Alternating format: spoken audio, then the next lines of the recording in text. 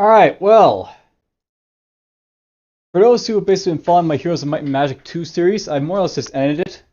For the most part, I showed off a good deal what the gameplay is like in Heroes of Might and Magic 2, but, well, I decided it's time to basically move on to Heroes of Might and Magic, Heroes of Might and Magic number 3, which is more or less the mainstay of, like, the game series. This is, like, the one that basically, people remember, I guess, the most fondly. At least I remember it the most fondly. I'll note that this is like, this is probably like the second or third of the games I basically played. I actually played number 4 first, which was, not bad, but we're going to jump into this game here, and it's going to show it off a little bit, and we'll go from there. 3DO.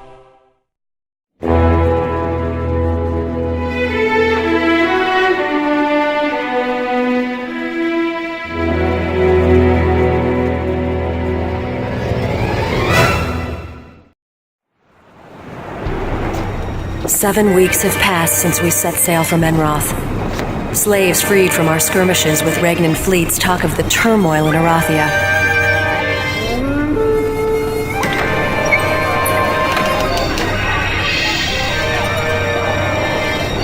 I suspect their stories are true, but I must see the evidence with my own eyes.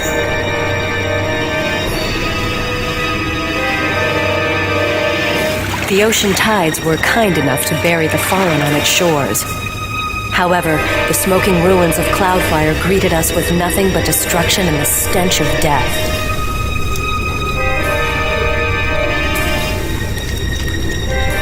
With no survivors, only the battlefield could tell me what happened here.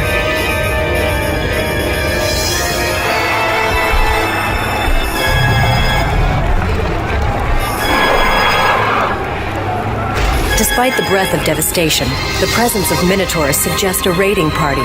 However, the ranks were too well organized.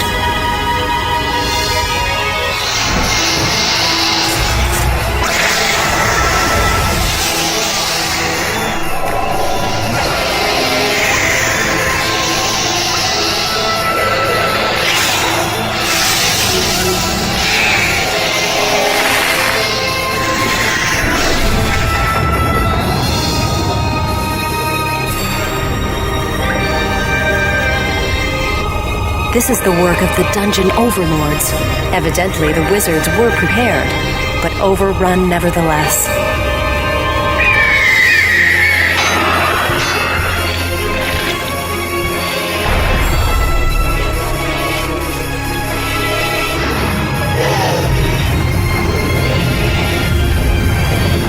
These atrocities rend my heart and fuel my anger. Arathia's banner must be respected, never disgraced.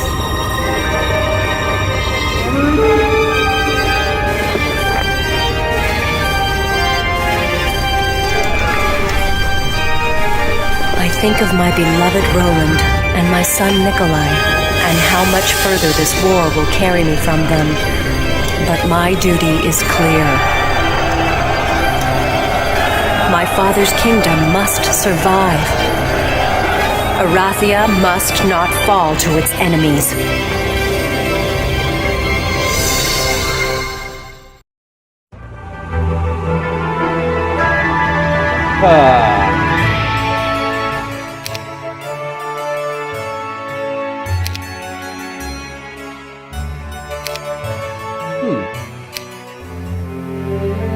Alright, so welcome to the Heroes of Might and Magic free tutorial. Whether you're new to the Heroes series or a seasoned veteran, you've come to the right place. Click the check button when you're ready to begin. If you've not done so already, you should print out the Heroes and Free tutorial document located in a folder. You can view and print the document, blah blah. Okay, let's see if I can figure this out a little bit. Nope.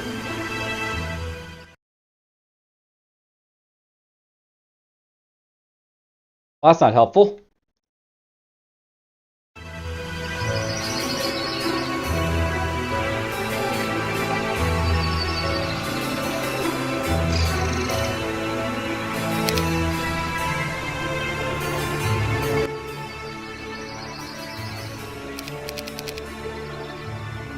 Drop that down a little bit.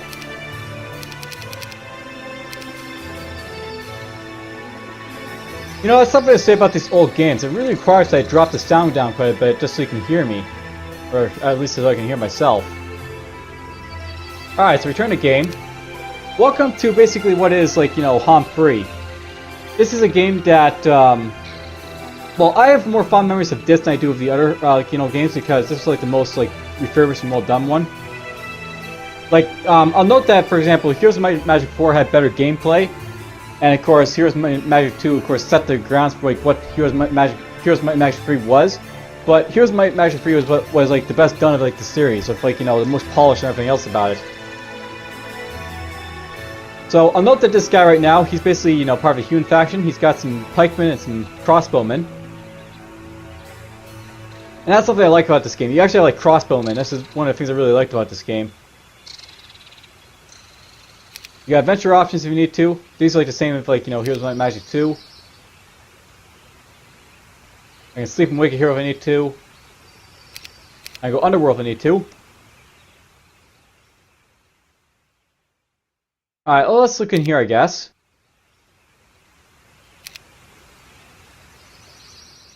So here's my town. I can recruit pikemen if I need to from, like, you know, over there, I guess. There's archers there, swordsmen. Town hall is where I build stuff. If I want to, I can build a fort, I guess, which provides me with defense for my walls.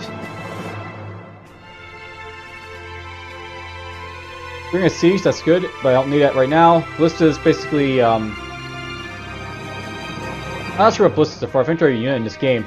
It's worth knowing that, like, in one of the Heroes of Might and Magic 3 games, or, you know, one of these series games actually has the ballistas are actually units on the battlefield. Like, you actually, like, bring them into the battlefield, not, like, have them be, like, you know, just a standby thing.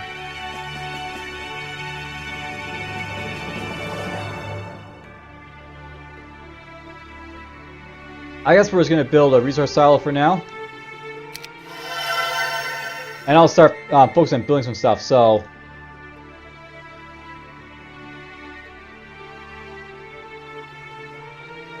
We'll go in here, I guess we'll build the swordsman.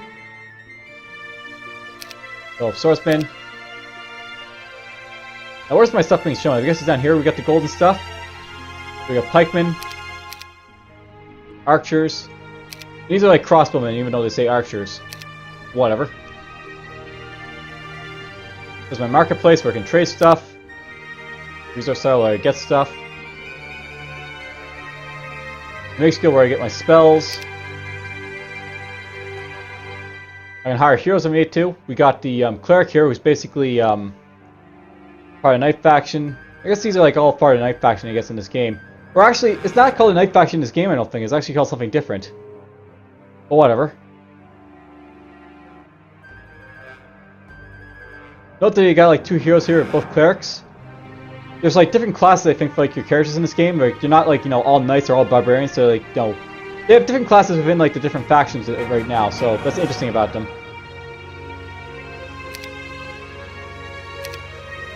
Okay, let's have you go here. We'll pick these guys up. Now let's learn. That's another thing I like about this game. It's a lot easier to tell where you have to move your guys because, you know, the flags are basically, you know, more aligned. Let's get this. Get that ore. This is the lake down there. Stump. The graphics are, of course, a lot better for this game too, which is nice.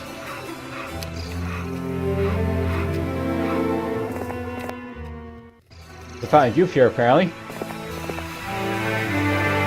You drink from the fountain's waters and feel young again. Sensing your renewed vigor, your armor's morale improves, allowing you to cover additional ground as you head for your next battle. Well, that's nice.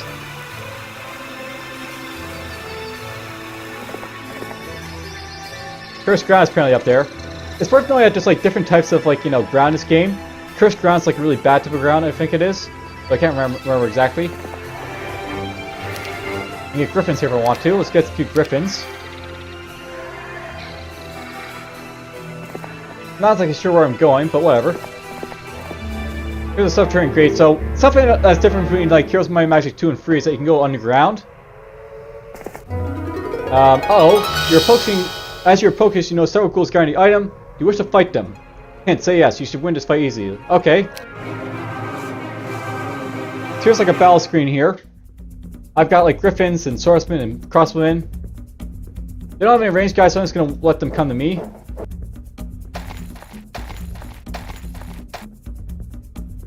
Now, let's see if I can like just like fix this up a little bit. I can all combat if I need to, but I want to use the hex grid so I can see what I'm doing.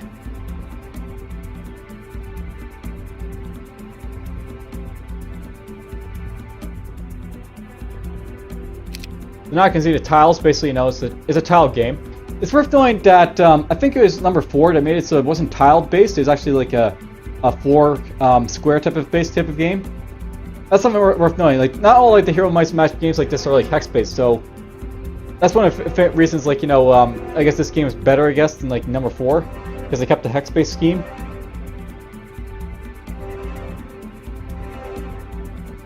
Use defend there, I guess.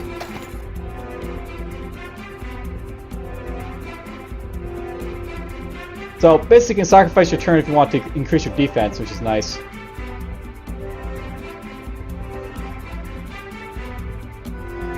If you want, you can wait 2 if you want.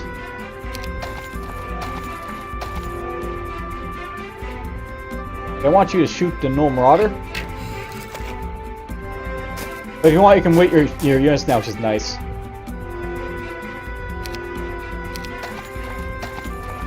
I think they can do it too, but whatever. Nothing's perfect. Fire!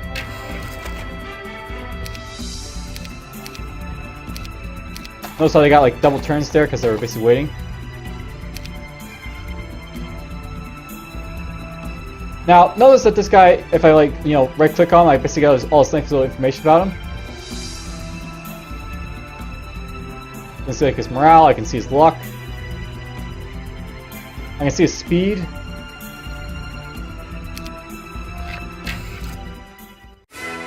So, Valor for victory. Lord Hart receives 66 experience.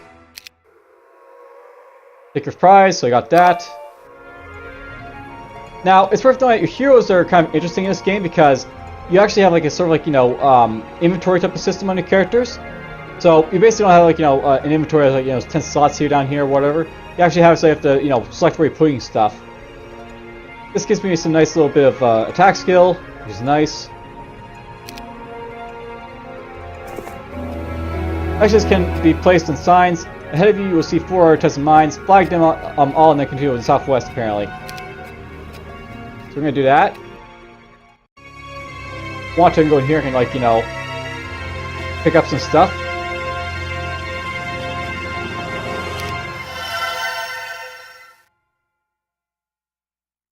There's a blacksmith.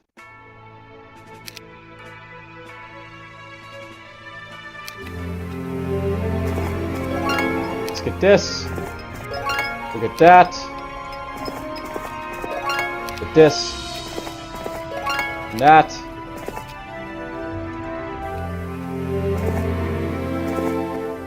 Very simple tutorial. Alright, now we're in like a charge type of area, which is interesting. And purchase war machines.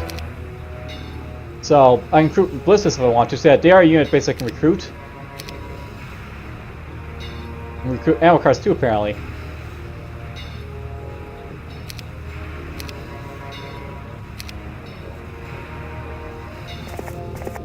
So Star Access. You found several of the best astrologers of the Land Guard in the Star Access. Happy to have some company that teach you how to use the sun, moon, and stars to enhance your spellcasting ability. Which is nice. Now if I want to attack over here, I'm not sure I'm going to be able to beat that, but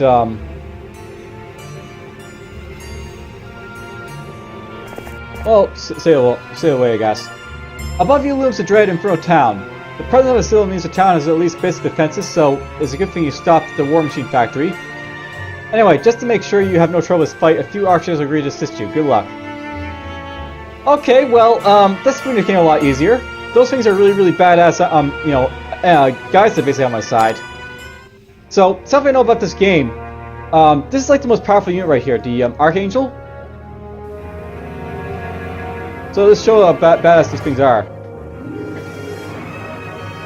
Basically, we got a demon in here. And by the way, there's a demon faction in this game now, which is interesting. So these guys, they basically have high morale. They hate devils, so they hit the devils like a truck. And they have lots and lots of health to basically hit them down too, so... Let's do this. Doink. They'll probably be able to win just by themselves, just to show how powerful they are. Horndean's gonna come down and say hi. Okay, we'll fly the Griffins over here. Hooray, I'm able to get in. Attack the Horn Devils. Yoink! Apparently my Griffins is Paris attacking that Horn Demon.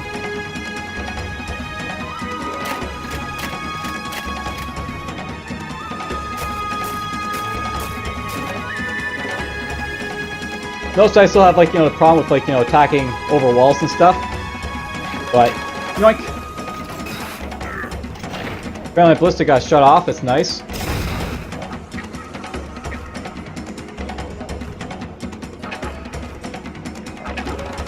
Whoopsie! I didn't mean to fly the Archangel out. I thought it was the swordsman there going. There's the Griffin.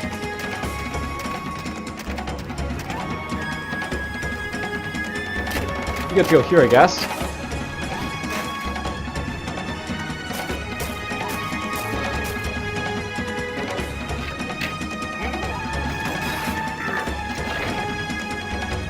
And just like, before you got the catapult to do stuff with, which is nice. Let's go like this.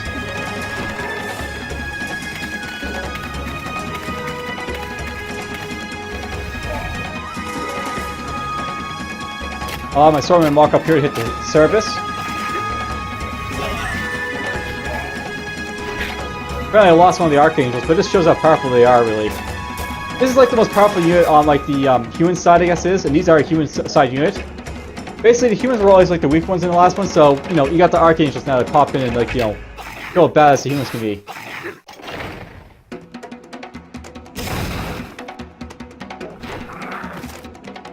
It's a glorious victory.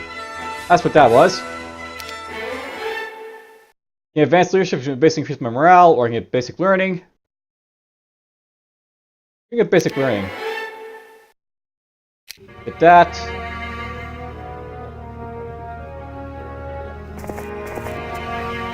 There's a shipyard here. Yes, there are ships if you want them, so we'll build a ship. Let's jump into that ship. Now, note that I basically have this type of castle now. And I can, like, get stuff here if I need to. There were familiars, for example. Imps.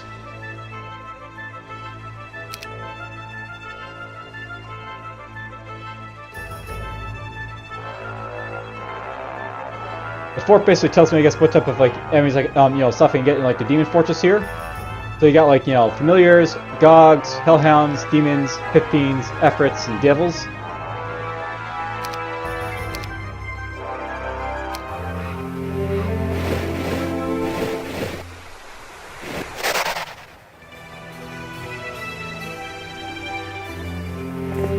Apparently there's an enemy hero over here. Undead. This should be fun. I don't think the undead will be able to prove much of an action move, whatever. There's the vampire.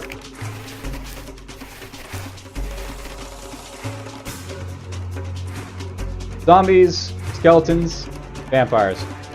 Let's have the skeletons die first.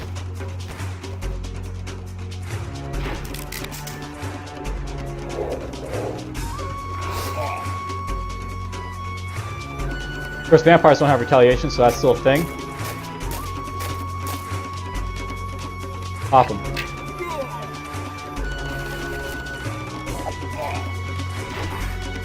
Oh, there goes the zombies.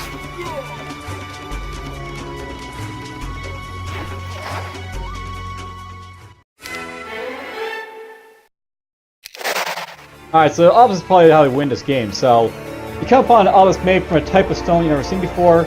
Staring at it intently, a smooth surface suddenly changes its description, blah blah. Quickly copy down. Alright, so apparently the thing I'm looking for is between these two stumps. Good to know. That's all the way back over here. So what we're going to do right now, let's just buy ourselves a hero in here. In a tavern.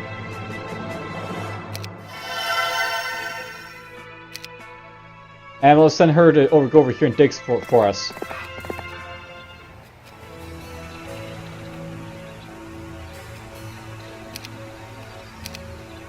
We'll have to wait till a full day for that to happen, but whatever. We'll be able to do it after that. And we'll dig it up. Congratulations, after spending many hours digging here, your heroes uncovered the Grail.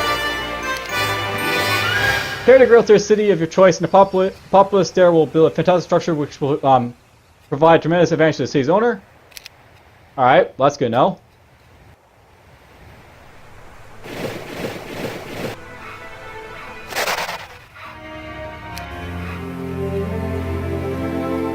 We'll go over here, I guess.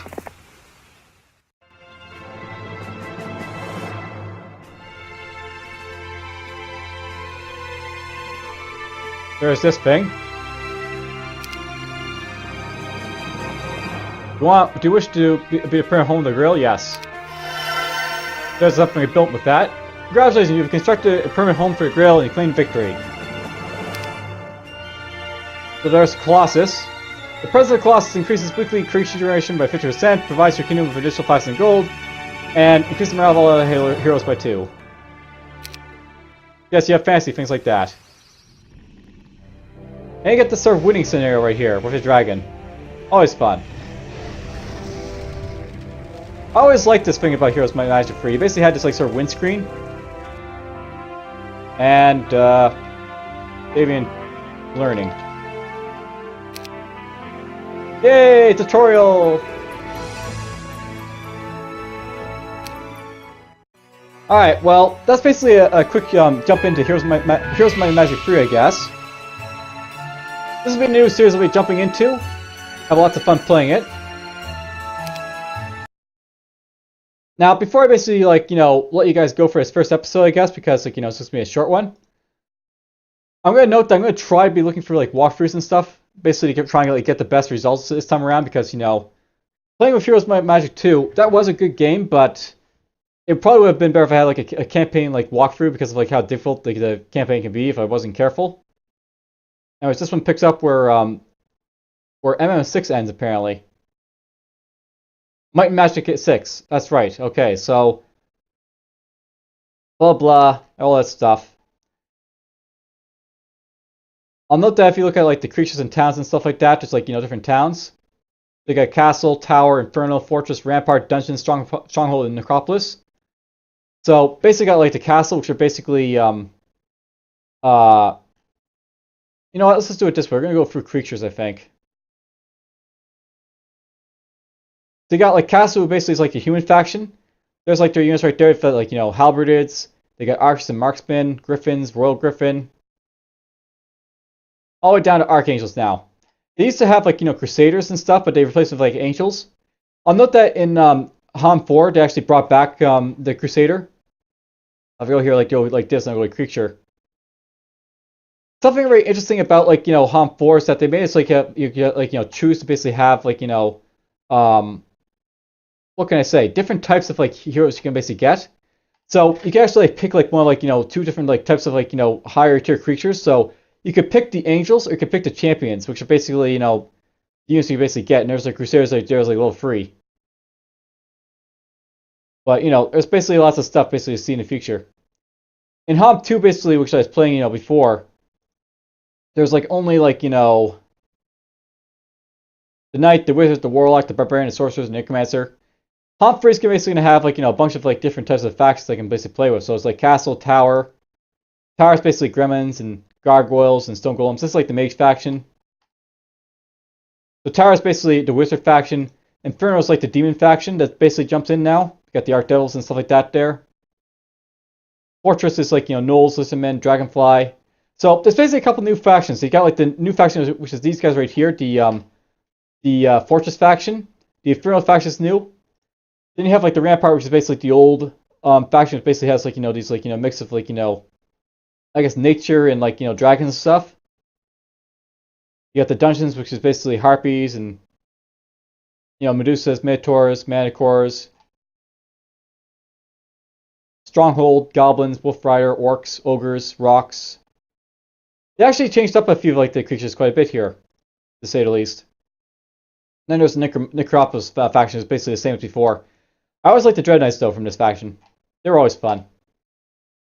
Alright, well anyways, I'll see you guys in the next episode of Heroes of Might and Magic 3. I'll try and do a good serious showcase of it. And we'll go from there.